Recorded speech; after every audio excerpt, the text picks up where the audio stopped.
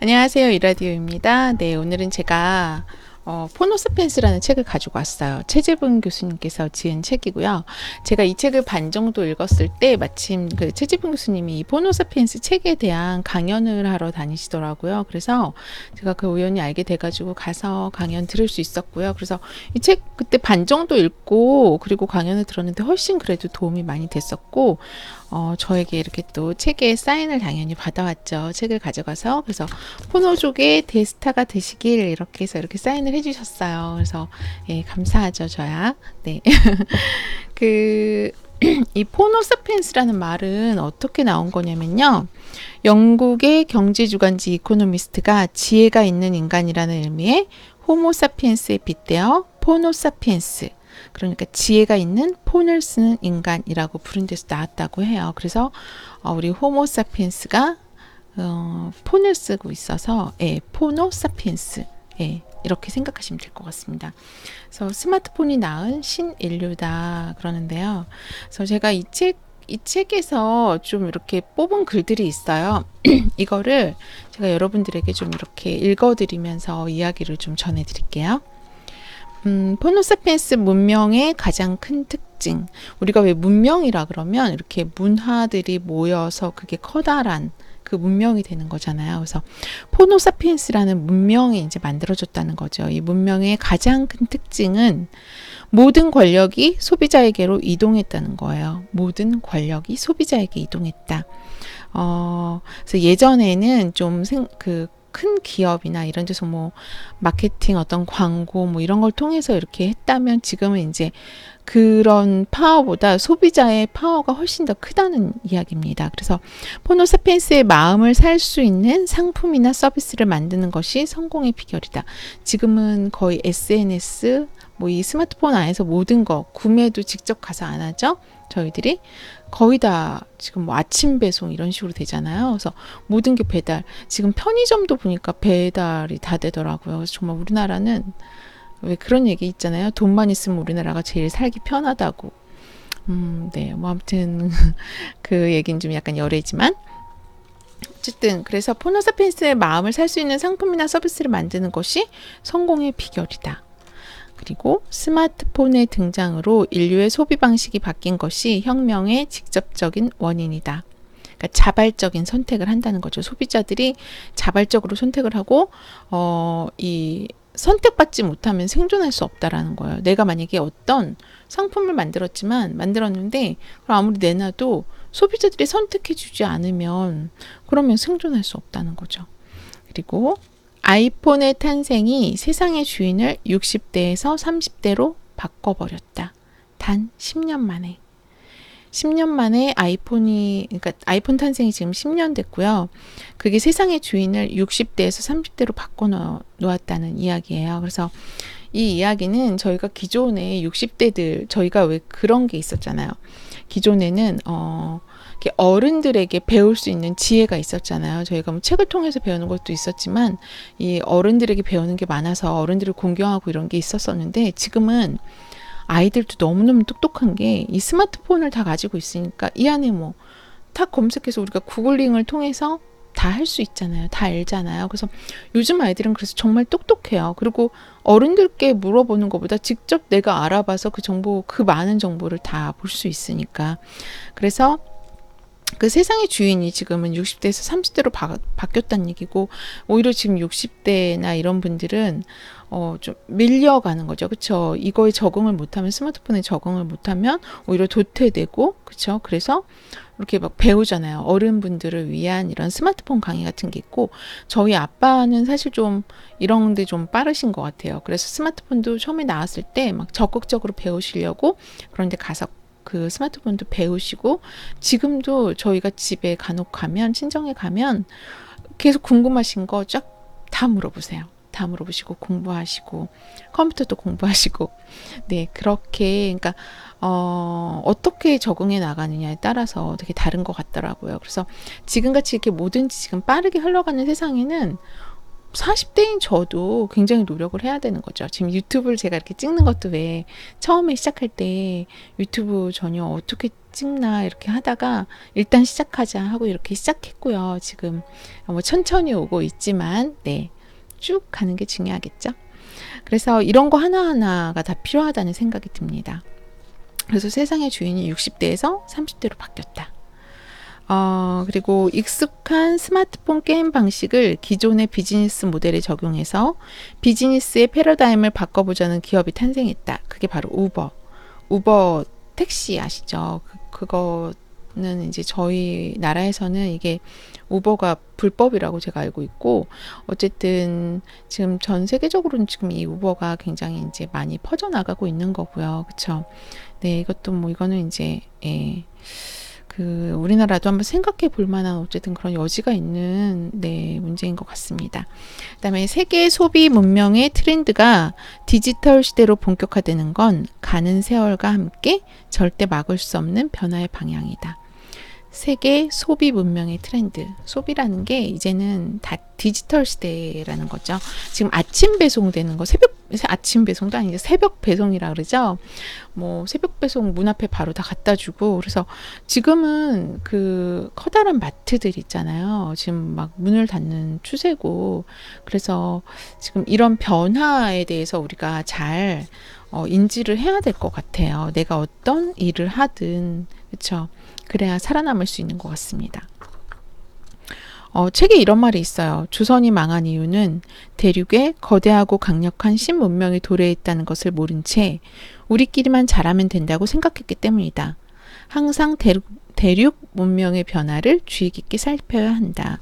그러니까 이 책에서는 그는 지금 우리나라 같은 경우는 약간 이제 보수적으로 막고 있는 게 많다라는 거죠. 빅데이터 같은 것도 우리나라는 이제 잘 이용할 수가 없고, 그러다 보니까 사업하는 사람들 입장에서는 지금 밖으로 나가는 경우가 많대요. 젊은이들 같은 경우 이 빅데이터를 이용해서 뭔가 사업을 하려고 해도 우리나라는 그게 이제 법적으로 허용이 안 되기 때문에, 그래서 외국에 나가서 이제 사업을 하게 되고, 그렇게 되면 이제 그게 일자리 창출도 우리나라에서 할 수 있는 걸 외국에서 나가게 되니까 일자리가 그만큼 창출이 안 되는 거고, 뭐 그런 문제점들을 꼽는 이야기가 있습니다. 그래서 이건 좀 생각해 볼 만한 여지가 있더라고요.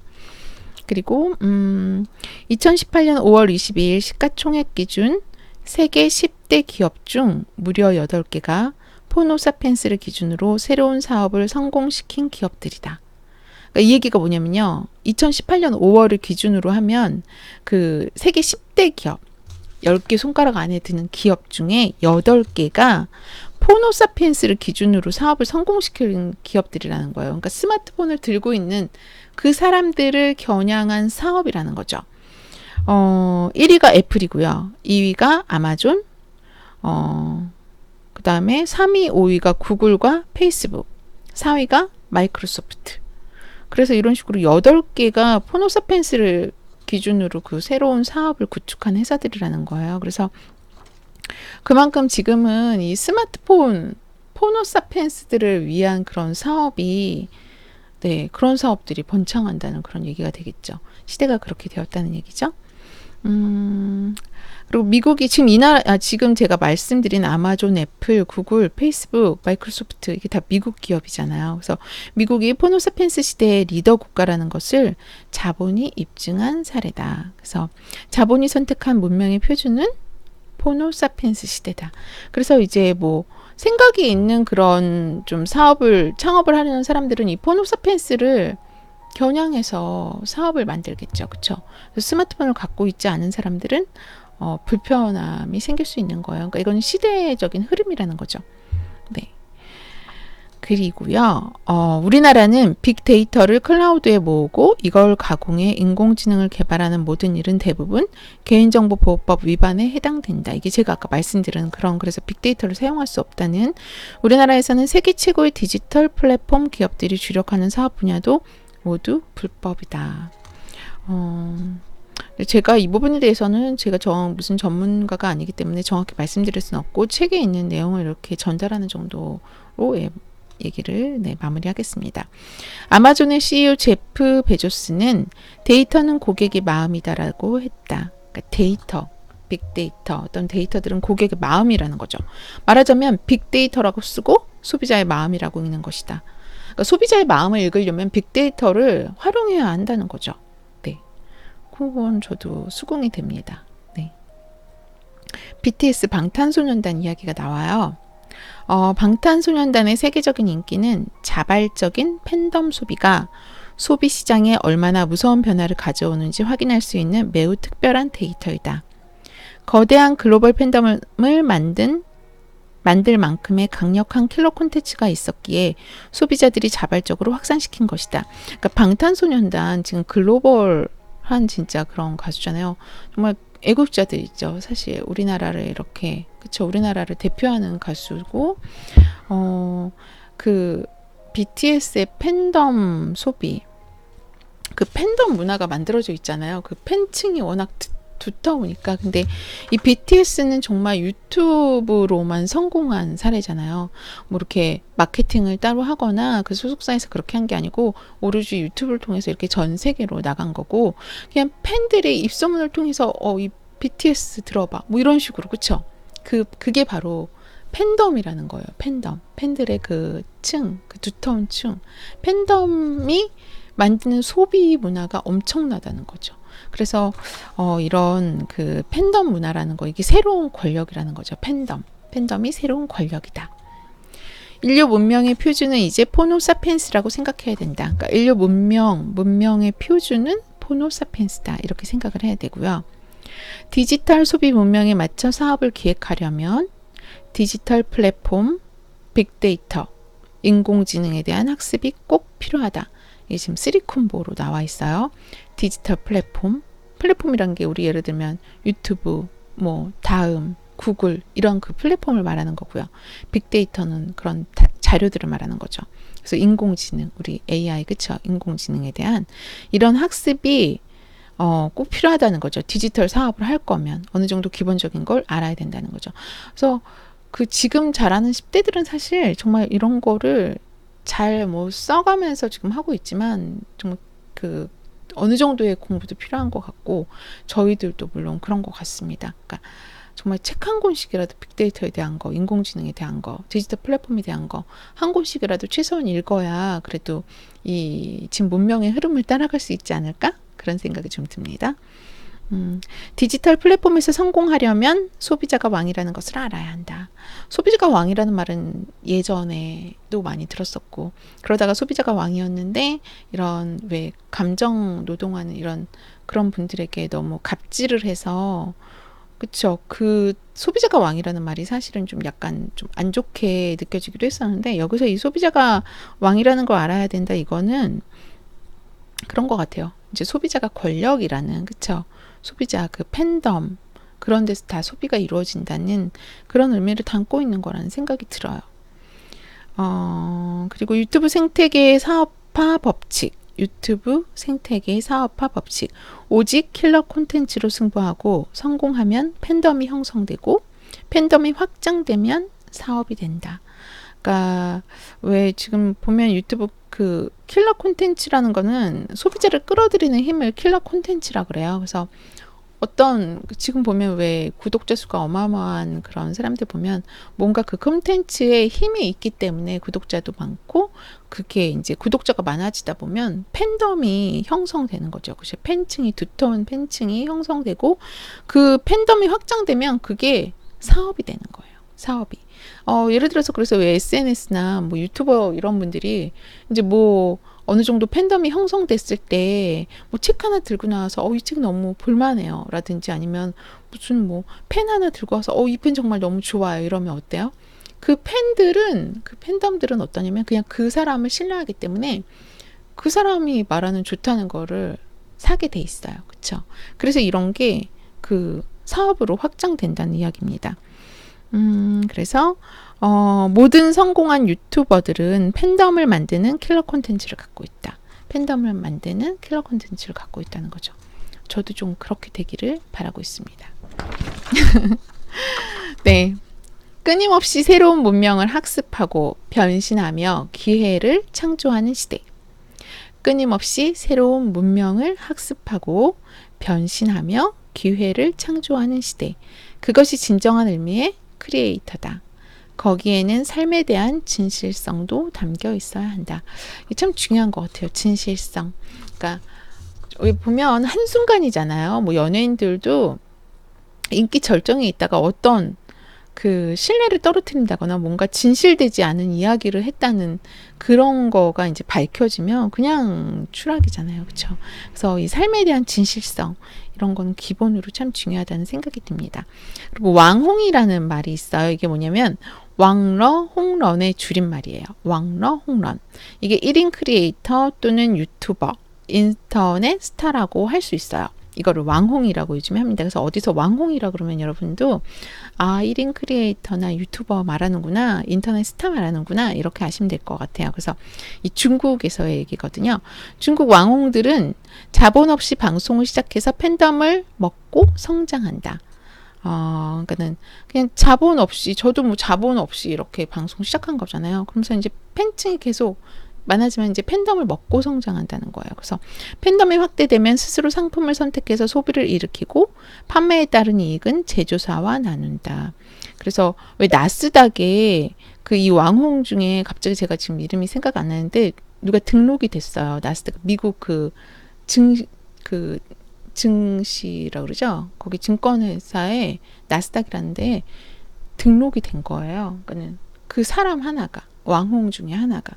네, 그래서 네, 그런 게 지금 그런 1인 크리에이터 이런 분들의 그런 팬덤 문화 이런 거에 대해서 우리가 알 수 있고요. 디지털 문명 시대를 위한 최고의 인지상은 훌륭한 사람, 인이예지를 체득한 사람이라고 할 수 있다. 이런 지금 현재 이런 디지털 문명 시대를 위한 최고의 인지상은 훌륭한 사람, 그리고 인의예지를 체득한 사람.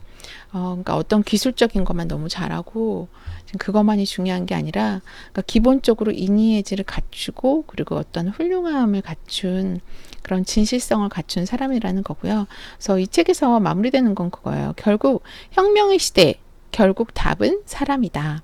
이 시대의 왕인 고객을 사로잡는 비법은 사람을 잘 아는 자만이 찾을 수 있다.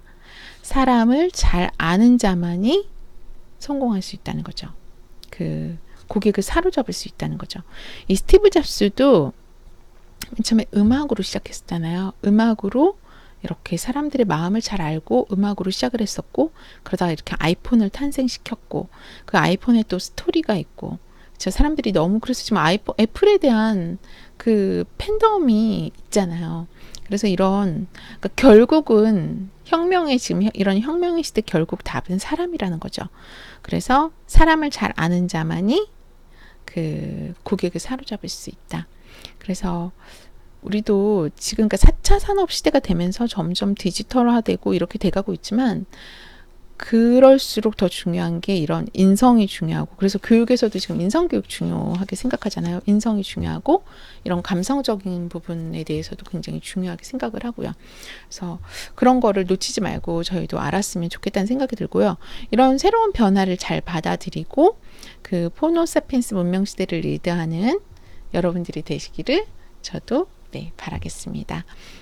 그래서 제가 이 책 포노사피엔스에 대해서 이렇게 좀 간략하게 나눠보려고 했는데 거의 20분이 다 됐네요. 네. 잘 전달이 됐는지 잘 모르겠고요. 뭐, 제 방송도 조금씩 나아지겠죠. 네. 이제 조금 더 열심히 네, 찍어보려고 저도 이제 생각 중입니다. 네. 네, 여기까지 할게요. 감사합니다.